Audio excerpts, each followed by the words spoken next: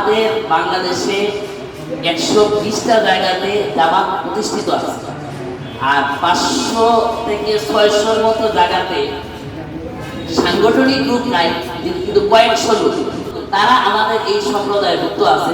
দ্বিতীয়ত ছিল এই যে আপনারা বিশ্বব্যাপী বা বাংলাদেশে সংগঠন পরিচালনা করবেন, এর অর্থের উৎস এটা কি বাহির থেকে টাকাটা আসে? যেটা বলা হয়, আপনারা যারা সচরাচর জানেন যে ইহুদি খ্রিস্টানরা এই টাকাটা দিয়ে আমাদের বাহিরে এই প্রপাগান্ডা হয়। কিন্তু আমরা আপনাদেরকে বলছি, একটা পয়সাও বাহিরের কারো কাছ থেকে আমরা নিই না।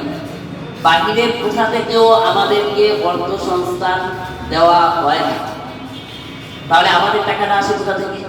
আমাদের প্রত্যেক সদস্য, সে যদি নিজেকে আহমদিয়া জামাতের আহমদিয়া ফেরকার সদস্য বলে বিশ্বাস করে, তাকে তার ইনকামে 16 ভাগের 1 ভাগ থেকে দিয়ে 3 ভাগের 1 ভাগ পর্যন্ত, সর্বনিম্ন 16 ভাগের 1 ভাগ, সর্বোচ্চ 3 ভাগের 1 ভাগ প্রতি মাসে তাকে আল্লাহ রাস্তায় দান করতে হয়, জামাতের বায়তুল মালে তুলে দিতে হয় স্বেচ্ছায়। তো আমাদের জামাত গরিব লোক আছে, দিন মজুর আছে, রিক্সাওয়ালা আছে, ভ্যান চালক আছে, দিন আনে দিন খায়, এইরকম আছে, কোটি কোটি টাকা ইনকাম করে এইরকম সদস্য আছে। এই টাকাটা বছর শেষে বায়তুল মালে জমা হয়। তাহলে আমাদের টাকার উৎস কি? আমাদের সদস্যদের দেওয়া অনুদান, দেওয়া টাকা। বাহির থেকে আমরা 1 পয়সাও পাই না। বাকি আমি প্রাসঙ্গিক ক্রমে যে ইহুদি খ্রিস্টানদের দিকে ইঙ্গিত করা হয়, যেহেতু আমাদের খলিফা এখন লন্ডনে থাকে, উনি পাকিস্তানি বংশোদ্ভূত, জন্ম তার পাকিস্তানে, কিন্তু পাকিস্তানে আপনারা জানেন যে আমাদের বিরুদ্ধে কঠিন বিধিনিষেধ আরোপিত। এই কারণে ওনাকে বাধ্য হয়ে হিজরত করে লন্ডনে যাইতে, যেহেতু লন্ডন থেকে আমাদের সারা দুনিয়ার আহমদিরা পরিচালিত হয়। এই জন্য অনেকেই আঙ্গুল তুলে ইহুদি খ্রিস্টানরা হয়তো আমাদেরকে টাকা দেয়।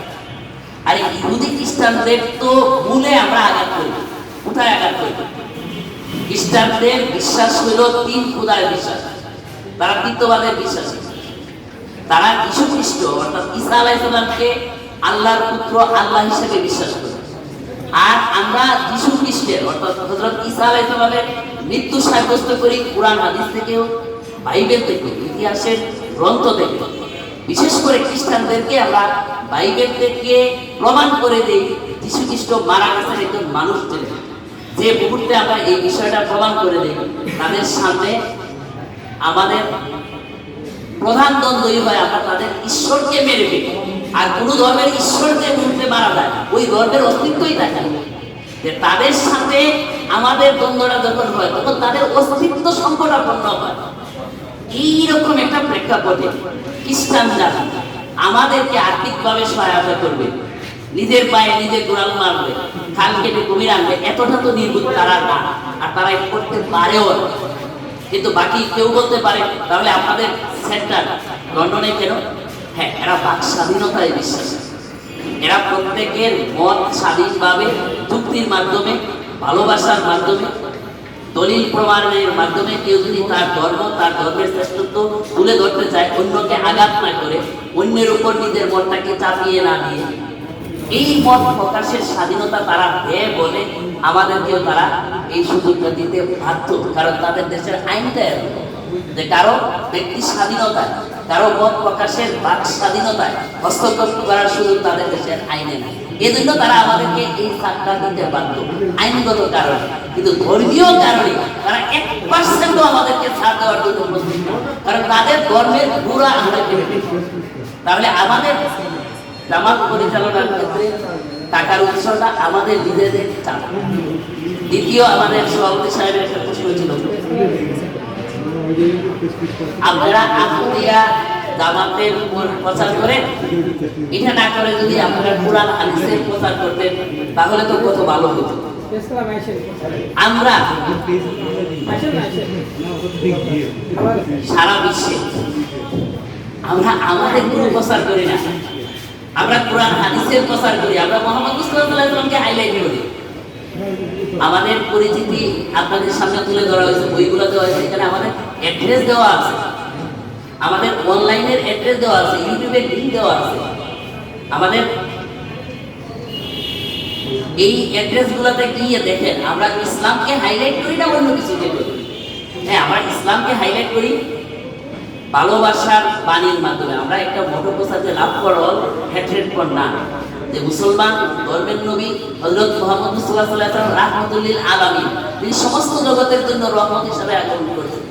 এজন্য তিনি কাউকে ঘৃণা করতেন না, সবাইকে আপনজন ভেবে ভালোবাসার বাণী শুনিয়ে ভালোবাসার মাধ্যমে তাদেরকে নিজের দিকে আকৃষ্ট করতেন, আর যুক্তি দলিল প্রমাণের মাধ্যমে তাদের হৃদয় জয় করতেন।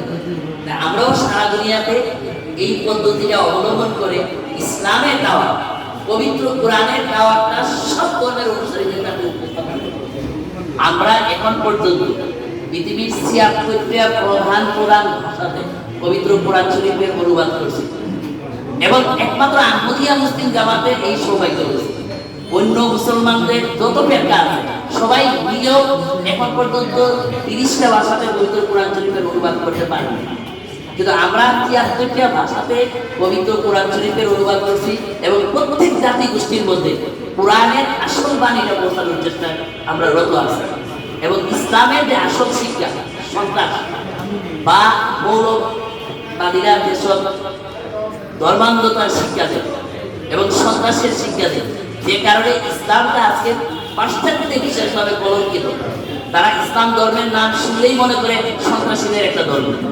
আমরা ওই ক্ষেত্রে তাদের এই ভুল ভাঙানোর চেষ্টা করি না। ইসলাম তরবারির মাধ্যমে প্রসারিত হয় না, ইসলাম সন্ত্রাসের ধর্ম না। ইসলামের শিক্ষা লা ইকরাহা ফিদ্দীনের শিক্ষা, ধর্মের ব্যাপারে কোনো জবরদস্তি নাই। ইসলামের শিক্ষা লাকুম দীনুকুম ওয়ালিয়া দীন, তুমি তোমার মত, তোমার ধর্ম, তোমার বিশ্বাস স্বাধীনভাবে প্রচার করতে পারো, প্রকাশ করতে পারো, কিন্তু অন্যের কে তুমি তোমার মতটা তার উপর জোর করে চাপাইয়া দিতে পারো। এটা ইসলামের শিক্ষা। ইসলামের শিক্ষা মানবতার শিক্ষা, ইসলামের শিক্ষা ভ্রাতৃত্বের শিক্ষা, ইসলাম আন্তর্জাতিক ভ্রাতৃত্ব শিক্ষা, ইসলাম ভালোবাসা শিক্ষা। এই কথাগুলো উপস্থাপন করে ইসলামের বিরুদ্ধে যেসব প্রপাগান্ডা পাশ্চাত্যের মিডিয়াতে আছে, আমরা এগুলোরও মোকাবেলা করার সাথে সাথে চেষ্টা করি।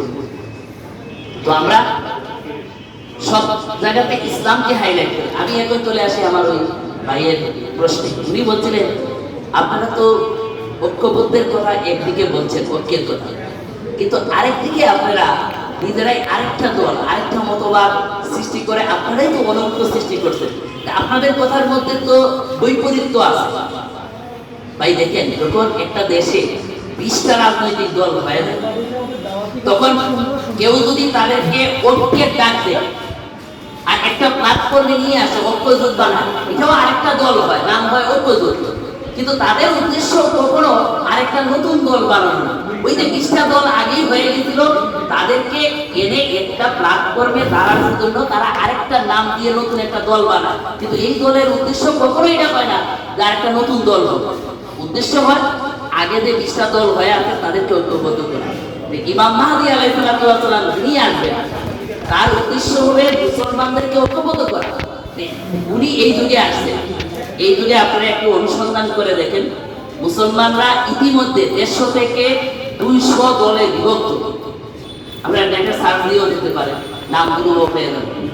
200 থেকে 200 দলে বিভক্ত যখন মুসলমানরা, তখন তাদেরকে ঐক্যবদ্ধ করার জন্য যখন তিনি ডাক দিলেন, তখন স্বভাবতই একটা প্রশ্ন, তাহলে আমরা কোথায়, কোন প্ল্যাটফর্মে দাঁড়াই ঐক্যবদ্ধ করব? তিনি বললেন আহমদিয়া প্ল্যাটফর্মে দাঁড়িয়ে আমি আমার এই ঐক্যবদ্ধ করার জন্য যে দলটা ফেরকা মুসলমানদের, তাদের একটা নাম রাখলাম আহমদিয়া তরিকাত মুসলমান। এই প্ল্যাটফর্মে যদি সবাই আসেন তাহলে আমরা ঐক্যবদ্ধ হয়ে যাবো, এক নেতার আন্ডারে থাকবো, এক নেতার অধীনে থাকবো। যেভাবে মুসলমানরা মুহাম্মদ মুস্তাফা সাল্লাল্লাহু আলাইহি ওয়াসাল্লামের যুগে আল্লাহ রাসূলের নেতৃত্বে ছিলেন, তার একক নেতৃত্বের অধীনে, তারপর খোলাফায়ে রাশিদিনদের যুগে হযরত আবু বকর রাদিয়াল্লাহু আনহু একক নেতৃত্বের অধীনে, এরপরে হযরত উসমান রাদিয়াল্লাহু আনহুর যুগে, হযরত উমর রাদিয়াল্লাহু আনহুর যুগে তার নেতৃত্বে, তারপর উসমান রাদিয়াল্লাহু আনহুর যুগে তার নেতৃত্বে, এরপর হযরত আলী রাদিয়াল্লাহু আনহুর যুগে তার নেতৃত্বে মুসলমানরা এক নেতার অধীনে ঐক্যবদ্ধ ছিল। এই যুগেও ইমাম মাহদী আসার পরে তার খেলাফত প্রতিষ্ঠিত হয়েছে, আর বর্তমানে তার পঞ্চম খলিফার যুগ চলছে। আমরা যদি এই একটা প্ল্যাটফর্মের নিতে এসে যাই, সব ভেদাভেদ ভুলে ইসলামকে প্রচারের জন্য, আল্লাহ রসুলের বাণী প্রচারের জন্য, কোরআনের বাণী প্রচারের জন্য যদি আমরা একটা প্ল্যাটফর্মে এসে একত্রিত হই, তাহলেই আমাদের ঐক্যবদ্ধ হওয়া সম্ভব। এটা ঐক্য সৃষ্টি করার জন্য করা হয়েছে, আর একটা দল নতুন বানানোর জন্য। এরপরে আমার ভাইয়ের প্রশ্ন ছিল ঈসা আলাইহিস সালামের মৃত্যুর বিষয়। দেখেন, ঈসা আলাইহিস সালামের মৃত্যুর বিষয়টা আমরা বলি না, মুসলমানদের ধর্মীয় যে কোনো বিষয়ের ভিত্তি কি? কুরআন এবং হাদিস।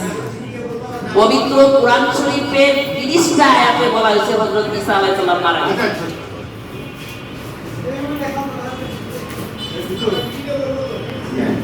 পবিত্র কুরআন শরীফের 30টা আয়াতে বলা হয়েছে ঈসা আলাইহিস সালাম মারা গেছেন।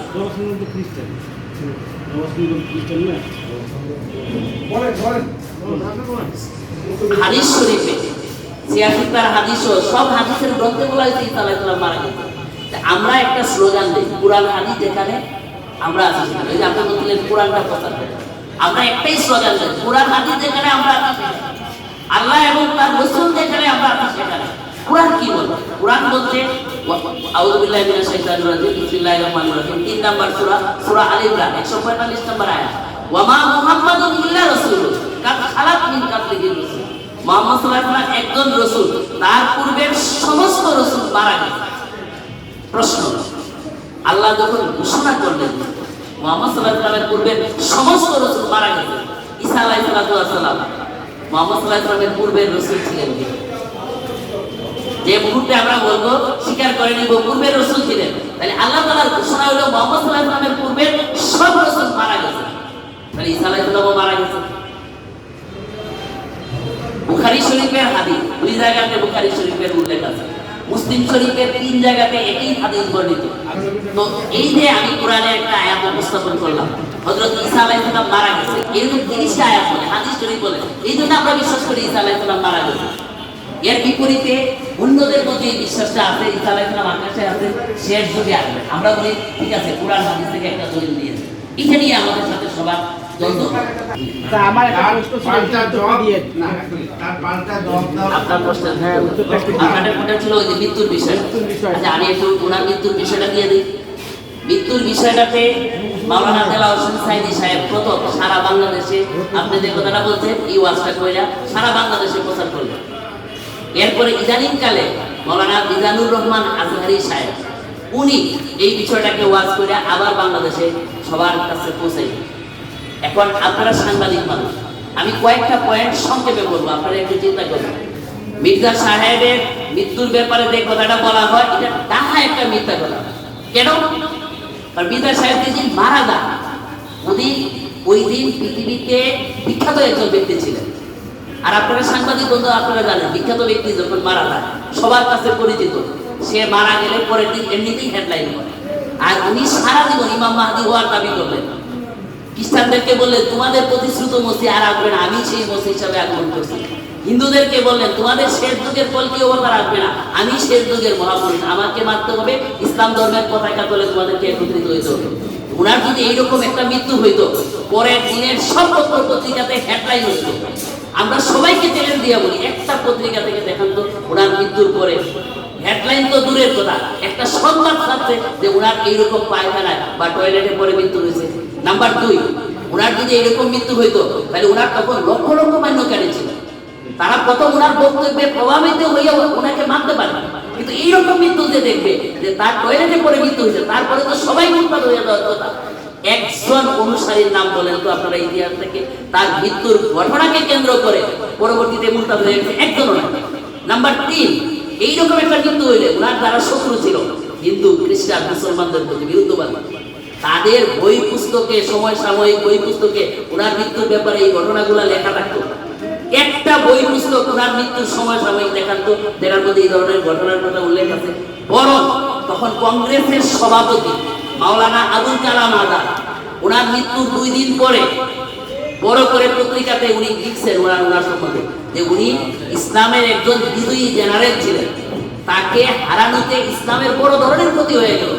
তিনি সারা জীবন ইসলামের সপক্ষে, আল্লাহ রসুলের সপক্ষে, কোরআনের সপক্ষে পুরানো বক্তব্য তুলে ধরছেন। যদি ওনার এই ধরনের মৃত্যু হইতো তাই একটা লাইন হইলেও তো উনি উল্লেখ করতেন। এখন সমসাময়িক কেউ জানলো না, ইতিহাসে নাই, পত্র পত্রিকাতে নাই, কোনো ডকুমেন্টে নাই।